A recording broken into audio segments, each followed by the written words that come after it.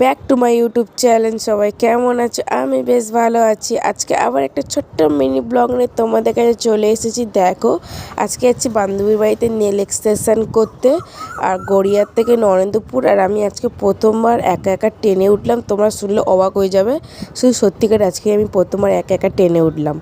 তা উঠলাম, ওঠার পরে তারপরে আমি ট্রেন থেকে নেমে গেলাম, আর বান্ধবী আমাকে আনতে আসবে, তাই আমি আস্তে আস্তে হেঁটে হেঁটে এখন যাচ্ছি যতটা যাওয়া যায়।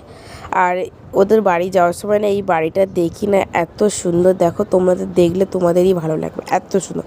তারপর বাড়িতে চলে এসেছি। দেখো, ও দাঁড়িয়ে ছিল, আমাকে নিয়ে আবার দাঁড়িয়ে ছিল, পোজ দিচ্ছিল। এখন বন্ধুর বাড়িতে দেখো, এখন হাতটা এরকম, কিছুক্ষণ পরে আবার দেখাবো কিরকম হাতটা হয়ে গেছে। তো গোপুর জন্য আমি লজেন্স এনেছিলাম। ললিপপ খা। ওর বাড়িতে না আমার এই জিনিসটা খুব ভালো লাগে। দেখো কি সুন্দর না মাছটা খেলা করছে। তারপর সোনারপুরে চলে এসেছিলাম, মানে যেখানটা ও করবে আমার নেল এক্সটেনশনটা।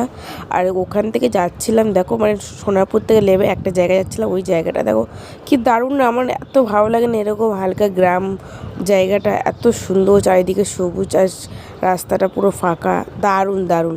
আর এইগুলো দেখতে পাচ্ছি, এইগুলো আমি ছোটোবেলায় না চাউমিন বানাতাম, মানে খেলনা বাটিতে, তাই তোমাদেরকেও শেয়ার করছি। তারপর দুটো ছাগলকেও দেখালাম। তারপর দুজনে রোদে যাচ্ছি, আর প্রচুর রোদ, প্রচুর রোদ, এত কি বলবো। তারপর দেখো আমার নেলসটা করেছি, এখনও কিন্তু বাকি আছে। তোমরা যদি ভিডিওটা দেখতে চাও তাহলে আমাকে কমেন্ট করে জানাও। তারপর আবার আমরা সোনারপুর থেকে ট্রেন ধরলাম, দুজনে গল্প করে ও নরেন্দ্রপুরে নেমে গেল, আর আমি চলে এলাম গড়িয়া স্টেশনে। ওখান থেকে বাস ধরে চলে এলাম বাড়িতে। আজকে ভিডিওটা কেমন হয়েছে সেটা কমেন্ট